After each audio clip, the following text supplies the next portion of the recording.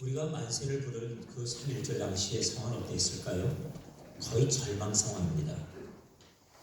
이 3.1절의 배경이 직접 배경이 된 사건은 고종 황제의 승하죠. 고종 임금이 세상을 떠났습니다. 장례식과 맞추어서. 또 한편으로 나라를 잃은 지 10년이 지났습니다. 주권을 빼앗겨버린 속절없이 이렇게 국민들이 핍박을 당하는데 일제 그 군경들의 그 탄압과 그리고 구체적으로 우리 국민들을 향한 그 수탈이 시작됐습니다. 동양 착식제 주식회사를 세워서 국토를 측량한다 하더니 그 다음번에 나라의 토지를 30% 이상을 뺏어가 버렸어요. 토지 정리 안 된 것들은 전부 다 가져가버려요. 그 당시에 그것을 제대로 아는 사람이 얼마나 있었겠습니까? 그런데 이렇게 가져가서 그 다음번에 일본인들을 이주시켜서 그들에게 땅을 나눠주고 자기들이 가지고 있는 땅을 소작을 주어서 수탈해 가는데 정신없이 가져갑니다. 경제적으로 점점 핍절해지죠. 거기다가 이 일제 폭력은 말도 안 돼요. 차별 엄청납니다. 못 견디니까 결국 나라를 찾자고 만세를 부른 거예요. 오늘 이 시대도 마찬가지로 거의 절망스럽습니다. 경제가 침체로 가다가 거의 파탄입니다. 지금 서울이나 또 대구 같은 데는 도시 이름을 이렇게 불러요. 유령의 도시라. 이렇게 돼버렸습니다. 나라의 안보, 저 북녘 땅에 핵폭탄은 점점 더 위력을 점점 더 발휘하고 그리고 그동안에 나라에서 어떻게든 안전하다, 이제 평화다 얘기했는데 평화가 도대체 무엇인지 모르겠어요. 그렇게 돼버렸습니다. 우리나라는 지금 현재 외교적으로 얼마나 수치를 겪고 있는지 우리나라는 이 질병의 발원지도 아닌데 70여 개국 이상 나라가 벌써 우리나라 국민들 입국 제한을 시키고 있습니다. 이런 꼴을 겪고 그리고 지금 한 번도 겪어보지 못한 그런 우리 현실을 저희는 봅니다. 다시 말해 교회가 세워지고 이렇게 주일의 예배를 드리는 일에 지장을 겪던 때가 공산치하 일제시대 아니고 또 있었던가 자유를 얻은 이후에 이런 때가 있었던가 생각하면 암담하게 그지없습니다. 왜 이런 일이 생겼을까? 성경은 그 부분에 답을 주고 있습니다. 무엇이라 답을 하는가요? 그것은 우리가 하나님 앞에 해야 될 일이 있다는 것이에요.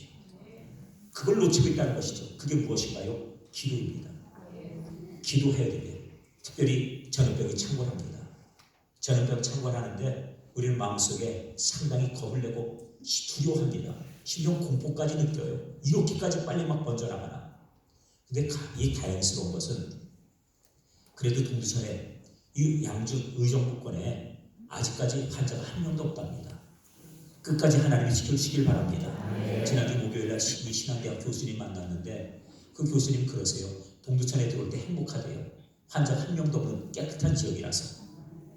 그 일들이 얼마나 좋은지 몰라요. 하지만 우리가 그냥 마냥 좋아하고 지내기만은 사실 조심해야 될 게 너무나도 많습니다.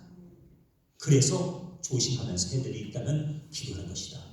그 기도해야 될 이유가 무엇입니까? 하나님께서 약속하셨기 때문이에요. 그 약속이 무엇이죠? 역대하 7장 13절 14절의 말씀. 이렇게 기록되어 있습니다.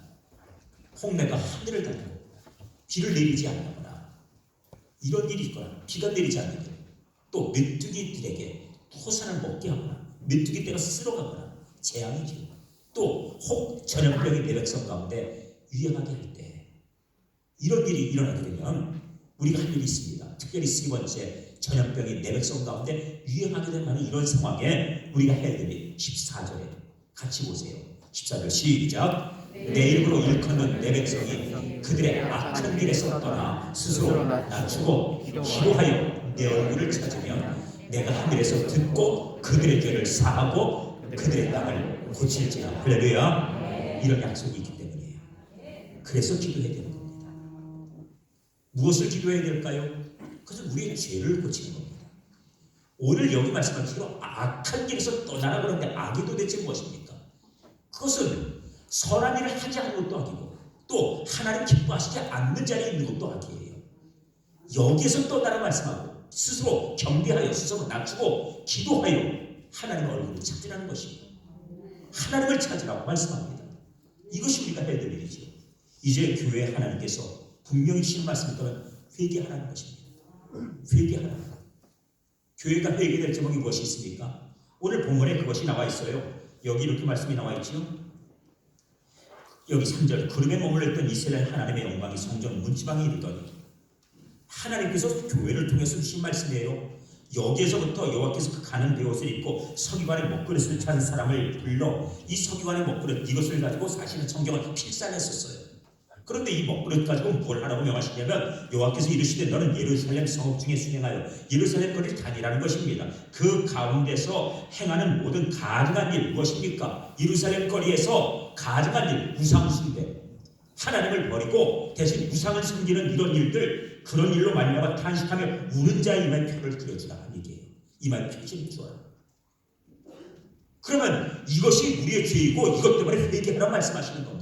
다시 말해서 하나님의 기뻐하심에서 떠난 것, 하나님의 말씀을 범한 것, 여기서 회개하고 그것 때문에 탄식하여 우는 자들의 이마에 표시해 주라는 것이, 왜? 이들에게 하나님이 구원의 기쁨을 주시려는 거예요.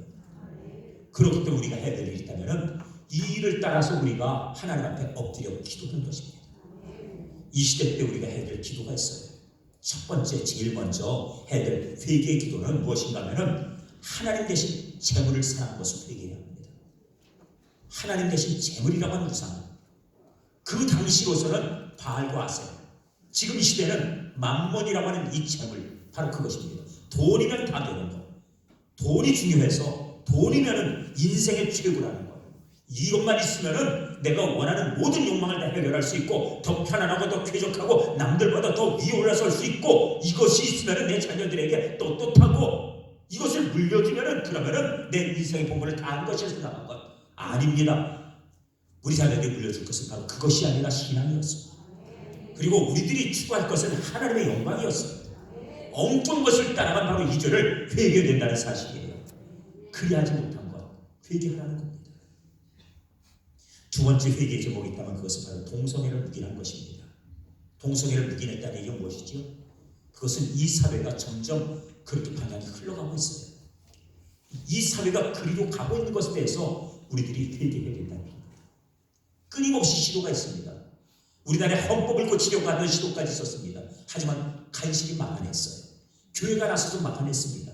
그런데 경기도의 조례로 만드는 것은 못 막아냈습니다. 청와대에서 이 대통령령으로 정하는 것을 막아내지 못했어요. 하지만 앞으로도 이 시도는 계속 있을 겁니다. 왜? 이건 결정적으로 하나님의 심판의 메시지 쌓이기 때문이에요. 왜 그렇습니까? 이것은 단순하게 하나님께서 이 시대의 사회가 이렇게 갈 것이다라고 하는 그런 정도가 아닙니다. 당연하게 여기고, 그리고 그것이 마치 부추겨지고 길거리에서 온갖 음란한 일들이 축제라는 이름으로 벌어지고, 그리고 하늘에서 심지어 캐나다 같으면 콘돔 같은 것을 막 하늘에서 막 쏟아 내려 부어준다는 얘기예요. 이런 일들이 자연되는 사회. 성경에 있는 소돔과 고모라는 단순하게 옛날에 그런 일이 있었다가 아닙니다. 하나님의 심판의 때 이런 일이 있을 것이라고 하는 징조에 대한 사인이고, 그때 하나님의 진노와 심판이 이렇게 임할 것이라고 하는 뜻입니다. 이 사회가 심판의 때가 다가오고, 그리고 그 일에 대해 하나님께서 말씀하신 것이 성취되는 두려운 마음으로 말씀을 받아야 될 줄을 믿습니다. 이 사회가 그리로 가고 있다고 하는 것에 대해서 이제는 회개해야 될 것이죠. 세 번째는 북한 목표를 외면한 것입니다. 성경에 우린 말씀을, 예수님의 말씀과 비유를 들으면서 선한 사마리아 사람의 비유 속에서 어떤 한 강도 만난 사람이 쓰러져 거반 죽게 되었는데 제사장이 지나가며 그걸 외면하고 지나가더라. 레위인이 지나가더라. 어쩜 그럴 수 있을까? 제사장, 레위인이라면 거룩한 사람들이요, 하나님의 일 한다는 사람들이 적어도 이 사람을 돌봐야 되지 않았을까 생각합니다. 아니에요. 바로 우리가 바로 그런 사람들이에요. 내가 바로 그렇게 했다는 얘기를 하는 겁니다. 그러면서 우리가 멸시하던 사마리아 사람이 그 사람을 돌봐주던 말씀하시면서 누가 이웃이냐 물으셨습니다. 그러면서 하시는 말씀이 무엇이냐면 너도 가서 이와 같이 하라고 말씀하셨어요. 그런데 우리의 형제들, 우리의 동족들이 바로 저 북녘 땅 멀지 않은 저곳에서 신음하고 죽어가는데 그들이 강도 만난 자처럼 공산당이라고 하는 이름 속에서 수탈당하고 그들이 억압당하며 예수 믿는다는 이유 하나만으로도 지금 죽음의 공포 속에서 그들이 지금 수용되어서 수많은 그런 핍박을 받고 있는데 우리는 지나갔습니다. 모른 척 갔습니다. 그리고 통일이 되면은 우리 이득이 되느냐 이것만 갖고 얘기를 했어요. 이것이 죄가 있는 무엇입니까? 그 말씀 속에 지나가던 제사장과 레위인과 우리가 다를 바가 무엇입니까? 한국교회는 여기에 얼마나 반응을 했습니까? 우리도 그냥 지나간 그런 존재들 아닌가요? 그렇다면 당연히 회개해야죠. 나는 거기에 관심을 기울여봤습니까? 기도했습니까? 저는 회개할 제목이 많아요. 왜? 북한 동포에 대해서 그만큼 많이 기도하지 못했거든요. 그런데 하나님께서 주시는 그 깨달음이 그것이 죄라는 걸 가르쳐 주시는 겁니다. 회개해야 됩니다. 또 하나의 죄가 있다면 WCC와 WEA를 용납한 것입니다. 이 단체는 완전히 변질되어 버렸습니다. 처음에 만들 때만 하더라도 좋은 취지로 만들었어요. 하지만 아무도 모르는 가운데 누군가가 그것을 다 변질시켰습니다. 그리고 같이 모이면 좋다고 얘기합니다. 같이 모이면 좋다고요? 세상의 것들을 막 섞어서 성경의 말씀을 그렇게 막 바꿔놔도 되는 것인가요? 그렇습니까? 하나님 이외에 다른 신을 섬기지 말라고 그랬는데, 그런데 부처님과 마음의 공자님이 다 하나님처럼 동등하게 그렇게 우리가 대우해도 되는 존재들입니까? 하나님과 동격에 올려놔도 되는가요? 그런데 그것이 한국교회 전반에 다 이런 어떤 그 흐름들이 거기 안에 포함되어 있다니 사실 깨닫고 나서 얼마나 놀랐는지 몰라요. 반드시 고쳐야 돼요. 반드시 회개하고 다시 새롭게 하지 않으면 안 되는 죄악이 이 안에 들어있었어요. 왜? 교회 순수함이 깨졌기 때문입니다. 생각해 보십시오. 어머니 음식을 잘 만들어 주셨어요. 그런데 거기다가 내가 모래를 갖다 집어넣어버리면 그 먹는 음식이 될 수 있습니까? 하나님께서 우리에게 귀한 그런 진리의 말씀 주셨는데 우리가 그것을 마음대로 배워주시려도 되느냐 말씀이에요. 회개해야 될 제목입니다. 이렇게 하지 않으면 안 될 것이라는 분명한 회개 제목들이 우리 가운데 있습니다. 고쳐질 때 되기를 위해서 기도하실 수 있기를 바랍니다. 우리의 믿음을 위하여 하나님께서는 스스로 겸비하여 자기 자신을 낮추고 그리고 하나님을 구하여 찾으라 말씀합니다. 이것이 바로 오늘 이 시대를 살리는 길입니다. 그리하면 하나님께서 온갖 재앙과 그리고 또한 이 유행하는 병들이 창궐하여 이렇게 번져나갈 때 그 재앙들을 하나님께서 그치게 해주실 것이라 약속하고 있습니다. 오늘 역대하 7장 14절에 주셨던 그 약속, 하나님께서 내가 그치게 하여 주실 것이라는 그 약속이 우리의 믿음이 될 수 있기를 바랍니다.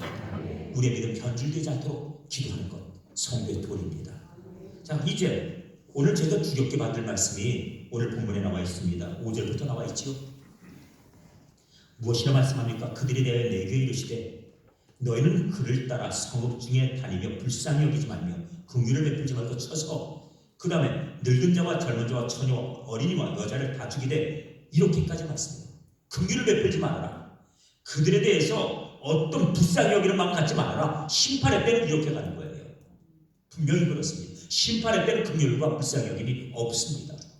그런데 거기 보니까 차별도 없어요. 남녀노소 가릴 것 없이 모두 다 그들을 다 죽이라고 말씀합니다. 늙은 자와 젊은 자와 처녀 어린이와 여자 연약한 자들까지는 다 죽이라고 명하십니다. 그런데 은혜를 입을 사람들이 있습니다. 누구입니까? 하나님께 가증에 행한 일을 행한 자들은 다 죽임을 당하되 이마에 표 있는 자, 이들은 그 환난에서 면케하라는 얘기예요. 이마에 표 있는 자에게 가까이 하지 말아라. 그들을 치러가지 말라는 것이 심판의 사자에게 명하셨어요. 우리가 심판을 면할 수 있는 길이 있다면 이마에 표를 받는 거예요. 어떤 표요? 거룩한 표입니다. 은혜의 표입니다. 무엇 때문에? 우리가 울며 탄식하며 기도했기 때문에. 그래서 우리에게 기도하는 것입니다. 이때에 하나님께서 우리 이마에 표를 하시는 거룩함이 우리 가운데 있기를 바랍니다. 다시 정리해야 됩니다. 그런데 이때 주시는 하나의 교훈이 있어요. 무엇인가 하면 여기서 두려운 말씀이 나오지요. 그들이 성전 앞에 있는 늙은 자들로부터 시작합니다. 다른 데서 아니에요. 성전 앞에 있는 성전, 이 하나님의 전에서부터 시작이에요. 웬일입니까? 거기다가 누구부터요? 늙은 자들이라 얘기하는데 나이를 얘기하는 게 아닙니다. 늙은 자가 무엇인가? 의미상으로 보니까 믿음 생활을 오래 했다는 사람들이에요. 믿음 생활을 오래 했다면서 이 심판의 대상이 됐다는 이게 무엇입니까? 말씀을 오래 들었어요. 하나님에 대해서 더 많이 알아요. 그리고 더 기회가 있었어요. 그런데도 불구하고 여전히 우상숭배하고 있는 자들, 그런 사람을 말하는 겁니다. 그러니까 믿음이 있다 가정하며 스스로 자랑을 했습니다. 그리고 남들 앞에서 내가 이만큼 신앙생활에 경력이 있다고 그렇게 자부했는지 몰라도 하나님 모시기 부족하니까 그들 먼저 치라는 거예요. 이게 두려운 거 아닙니까? 우리가 바로 그런 자리에 있다면 어찌하겠습니까? 우리 교회 역사가 65년, 교회 역사가 이제 오래부터 자랑할 게 아니에요. 그러면 더 성숙한 교회가 되었지. 이 책임이 따른다는 말씀이죠. 그렇습니다. 교회라고 하는 것은 바로 우리가 자랑할 것보다는 하나님 앞에 어떤 상태인가를 더 중요시 봐야 된다. 교회 규모가 크면 다입니까? 아니에요. 그것도 중요한 게 아니에요. 올바로 서 있는가가 중요한 거예요. 그런 점에서 정말 가슴을 치고 탄식하고, 그리고 하나님 우리 교회가 올바로 이 시대의 사명을 감당해달라, 그렇게 기도할 수 있기를 바랍니다. 지난 주간에 참 여러 가지 많은 일이 있었어요. 특별히 주중에 이 나라의 사정을 돌아보면서 어려운 사정 아닙니까? 어려운 사정 가운데서 정말 혼란스러운 것이 계속해서 예배를 우리들이 계속 다 드릴 수 있는가? 라고 하는 것에 정말 마음속에 정말 근심이 있었어요. 장로님과 상의도 많이 하면서 마지막 결론이 이른 게 이것입니다. 더 이상 우리들이 예배를 이걸 계속 똑같이 유지하기는 어려운 상황이 되어버렸다. 왜? 매일마다 또 갑자기 환자들이 일어나기 시작하니, 심지어는 지금 보십시오. 여러분들 문자 받으셨을 거예요. 교회 가지 말라, 예배 가지 말라고 하는 문자가 막 돌아요. 아주 공식적으로 문자를 사방에서 보내고 시작하는데, 이런 지경 가운데 이거 참 지옥게 해야 되겠다 생각이 들어요. 그런데 주중에 전화가 많이 왔습니다. 그런데 한 가지 공통점이 있어요. 자기는 안 밝혀요. 전화하는 사람들이. 이 공통점이 있습니다. 그런데 의견이 두 가지예요. 첫 번째, 왜 예배를 드리냐 이거예요. 이번 주 예배 드리냐 해서 주일 1부, 2부 예배 다 드린다 그랬더니 예배를 왜 드리냐고 항의를 해요. 예배를 왜 드리긴요? 교회니까 예배 드리죠. 교회에서 뭐 하겠습니까? 교회에서 뭐해서 불경에 오겠어요? 예배해야지. 교회가 존재하는 예배를 드려야 되는 거예요. 그것 때문에 예배를 드리는 겁니다. 그러니까 교회가 되고 왜 예배를 드리냐 전하는 사람들 보면 정신이 있는가 없는가 그래요. 아니 학교에서 뭐 합니까? 학교에서는 공부해야지요. 은행에서는 역수시 업무해야지요. 백화점에서 물건 팔아야지요. 백화점 문 여냐고, 왜 문 여냐고 항의 한마디 하는 사람이에요? 당연히 교회에서는 교회로서 할 일을 해야지. 저는 그런 사람을 정신없는 사람들이 얘기합니다. 불신자들이 그러겠지요. 그 사람들이 왜 교회가 되고 그런 이야기를 하는지 이유를 모르겠어요. 혹시 여기 계신 분 가운데 교회에서 혹시 왜 예배드리냐 그런 의문 가신 분 있습니까? 교인이 아니니 그러겠지요. 또 예배를 왜 안 드리냐고 또 항의하시는 분들이 있어요.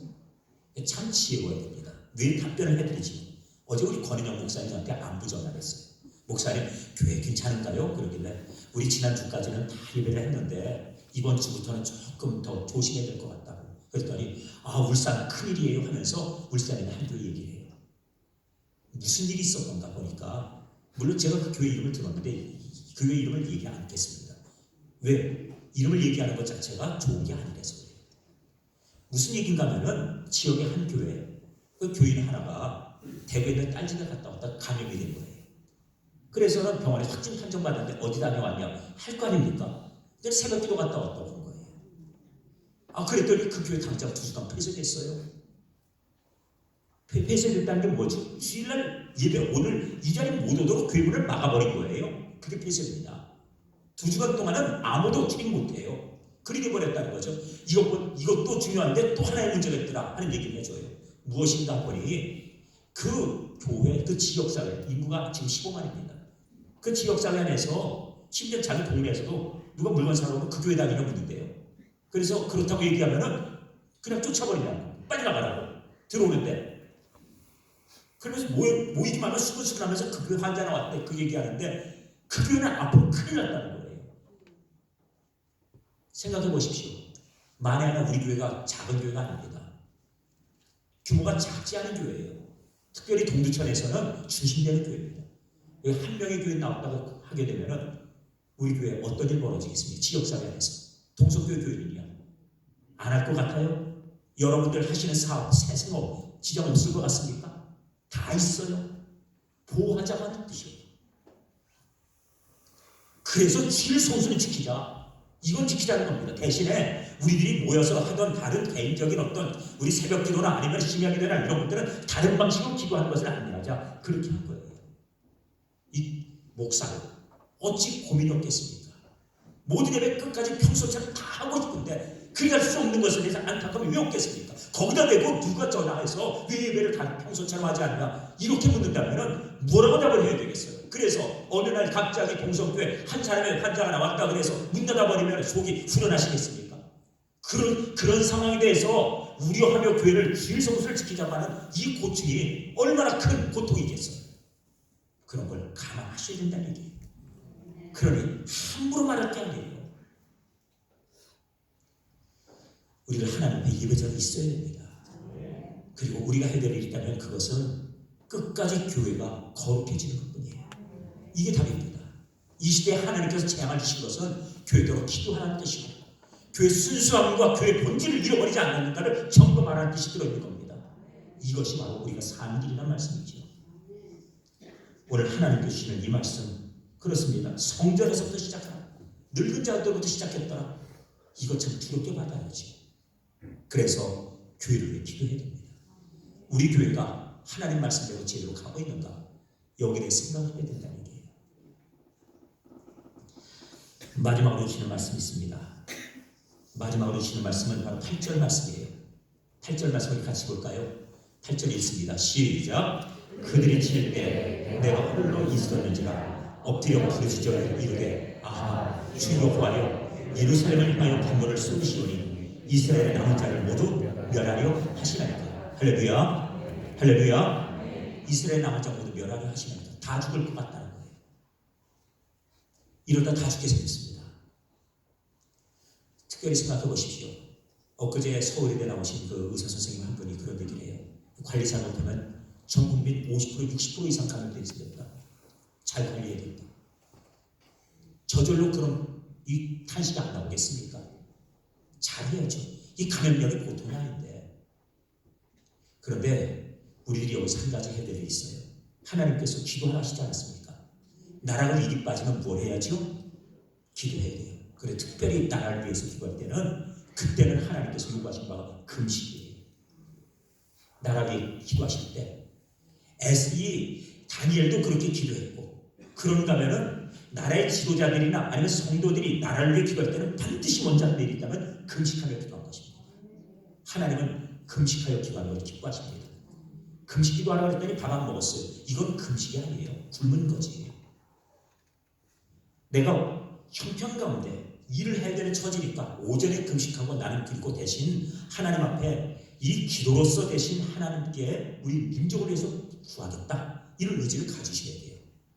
그럼 밥을 안 먹었으면 적어도 식사의 시간 그만큼은 나라를 위해 기도하는 시간을 두셔야 되는 거예요.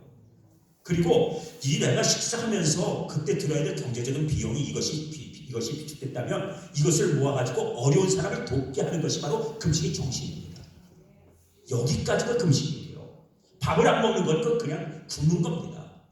그러니까 금식 기도를 했다라고 할 때는 적어도 나라를 위해 기도하는 것이 연결이 될 때 금식 기도라 이렇게 얘기하는 거죠.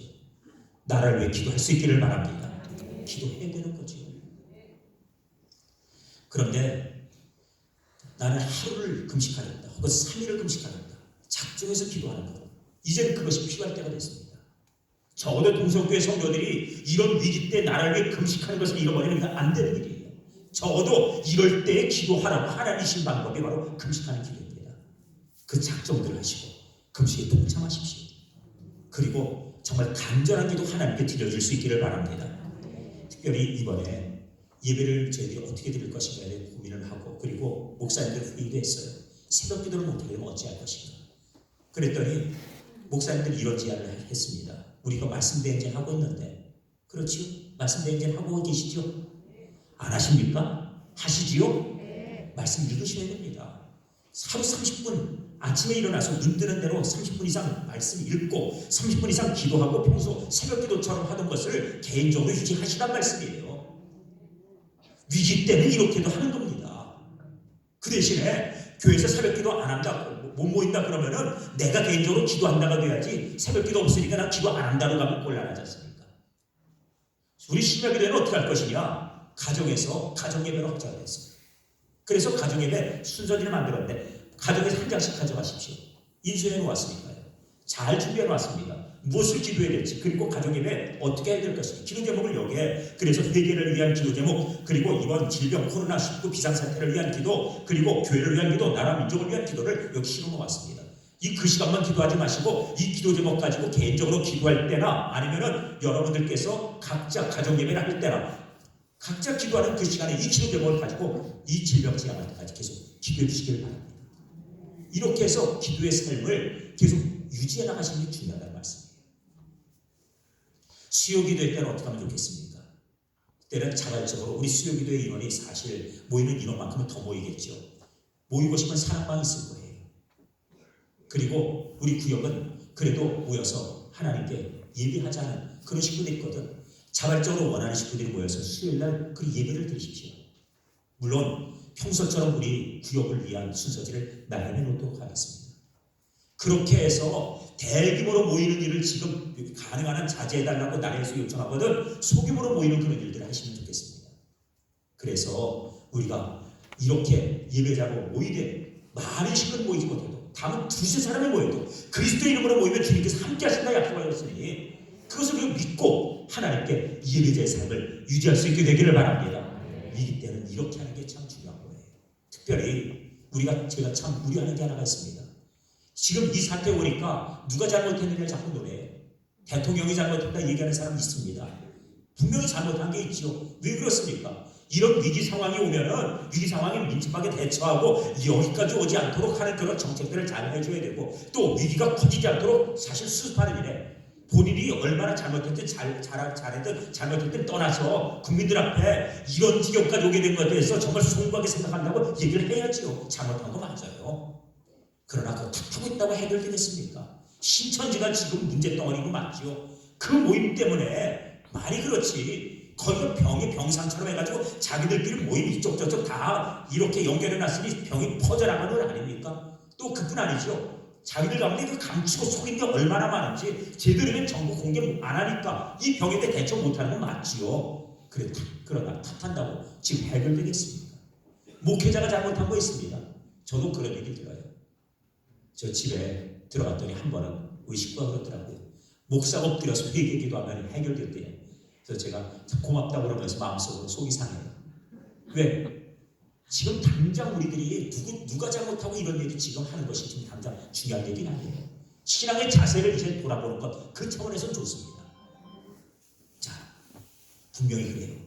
저는 개인적으로 하나님 앞에 목사들이 잘못했고 제가 잘못해서 이런 일이 생겼구나. 분명히 공감합니다. 근데 이제 할 일이 무엇일까요? 싸우는 일입니까?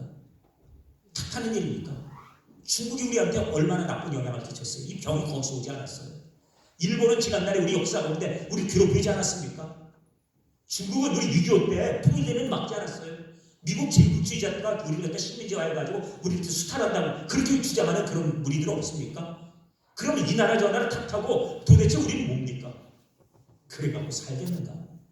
좌파가 우파 따지고 우파가 좌파 따지고 해가면서 서로 간에 손가락질하고 언제까지 이러면서 정쟁 계속하겠습니까?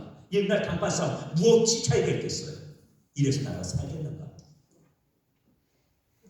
이제는 그 손가락들 다 전부 다 접어놓고 하나님 제가 하나님 앞에 교만했습니다 해야 돼요. 어찌 그렇게 탐만들 하는지. 이 사회가 남 탓하는 세상이에요. 그런데 성경은 그렇게 말씀하지 않습니다. 지금 보십시오. 민수기 21장 4절부터 9절 보니 이런 상황이 닥쳐 있어요. 백성이 호레산에 출발해 홍해길 따라 에돔 땅을 우회하려 했다가 길로 말미암아 백성의 마음이 상했다. 이 에돔을 또 우회해서 들어가려고 했는데 이 에돔 왕이 못 지나가게 하는 거예요. 이 길이 평탄한 길인데 그래서 거기를 못 타고 험한 길로 가게 되는데 이 길에 아무것도 없는 광야길인데 죽을 지경이에요. 아무것도 없어요. 괴롭기만 하고 험하고. 그러니까 그들이 뭐랍니까? 백성이 하나님의 못을 향하여 원망하되 어찌하여 우리를 애굽에서 인도하여 이 광야에서 죽게 하는가? 이곳에는 먹을 것도 없고 물도 없고 그렇습니다. 우리 마음에 하찮은 음식을 싫어한다. 여기서 다른 음식 구할 방법도 없고 그런 곳이에요. 그들이 불평하죠. 그랬더니 여호와께서 불뱀들을 백성 중에 보내 백성은 물게 하심으로 이스라엘 백성 중에 죽은 자가 많아져. 불평만 하다 보니 결과는 무엇이에요? 하나님의 심판과 징계예요. 입에 불평단 사람들 입은 불평 좀 그만하고 살자. 우리 대한민국 국민들 남 탓하는 거 이제 그만 좀 하자는 얘기예요. 대신 무엇을 하든가 백성이 모세에게 이르러 말하되 우리가 여호와 당신을 향하여 원망으로 범죄하였사오니 이게 죽을 지경 되니까 이제는 하나님께 엎드리죠. 그런 여호와께 기도하여 이 뱀들을 우리에게 떠나게 하소서. 모세가 온 백성을 위해 기도하나 감당 못할 상황 되니까 기도해달라고 그러네요. 여호와께서 모세에게 이르시되 불뱀을 만들어 장대 위에 매달아라. 물린 자마다 그 보면 살리라. 모세가 늑뱀 만들어 장대 위에 다니 뱀에게 물린 자가 늑뱀 쳐다본 줄 모두 살더라 말씀하고 있어요. 이 상황 가운데 해결의 방법은 예수님 바라보는 것밖에 없습니다. 여기서 해답을 찾아야지. 누가 잘못했다고 얘기하는 게 모세와 하나님을 원망한다고요? 될 일이 아니에요. 하나님의 징계밖에 없다는 겁니다. 이제 다 그만하고 이제는 나는 도대체 제대로 서 있는가부터 봐야 돼요. 내 입에 원망과 남 탓하던 것이 습관처럼 달려있다면 나도 불뱀에 물릴 자예요. 이제는 우리들 해야 될 일이 있다면 이 위기 상황을 빨리 극복하기 위하여 우리 예수님 바라보고 하나님께 엎드리는 것밖에 없습니다. 그것이 사람들이라고 하는 거예요. 여기에서 해답을 찾게 되기 바랍니다. 교회가 예배를 잘 못 드리게 되고 안타까운 마음이 있습니다. 그러나 원망하지 마십시오. 원망하지 마십시오. 지금 이 상황에 자칫하다가 소망교회 한 명을 확진하게 나왔더니 2주간 동안 문 닫아버렸어요. 명령교회 한 번 2주간 닫았습니다. 근데 환자가 또 한 명 나왔어요. 또 2주간 닫았어요. 한 달 예배를 못 드려버렸습니다. 지난달 죽을 지경이죠. 목사가 울음밖에 나온 게 없대요. 저도 마찬가지입니다. 만일 우리 교회에 이런 일 벌어지면 할 수 있는 것밖에 없습니다. 우는 것밖에 없어요. 여기까지 가지 않도록 우리가 해야 될 있다면 주일 성수를 지킬 수 있도록, 그리고 이 공예배가 그래도 유지될 수 있도록 기도하는 겁니다. 잊지 말고 기도 많이 해주셔서 우리 주님의 은혜가 이곳에 임하게 되길 바랍니다. 기도하겠습니다. 아버지 하나님, 말씀을 듣고 100일 전 정말 목 놓아서 대한독립 맛을 외쳤던 우리 성도들처럼 하나님 이 땅을 향해서 하나님이 주시는 자유와 기쁨과 주신 은혜에 감사함으로 주님께 부르짖게 되길 원합니다. 위기가 닥쳐왔습니다. 모든 것들 다 철저하게 다 무너져 내리고, 그리고 나라가 지금 이렇게도 심각한 위험 가운데 빠져 있을 때 이 나라를 건져주실 하나님을 기대하오니 하나님 이제는 이 나라를 새롭게 하여 주시고 교회가 새로워지게 하여 주시고 나 자신도 새로워지게 하여 주시옵소서. 주님 앞에 엎드립니다. 스스로 낮아지게 하여 주셔서 겸손하게 하옵소서. 주님을 구하게 하여 주시옵소서. 부르짖게 하여 주옵소서. 응답해 주시옵기를 원하옵고 우리 주님 예수 그리스도 이름으로 기도하옵나이다. 아멘.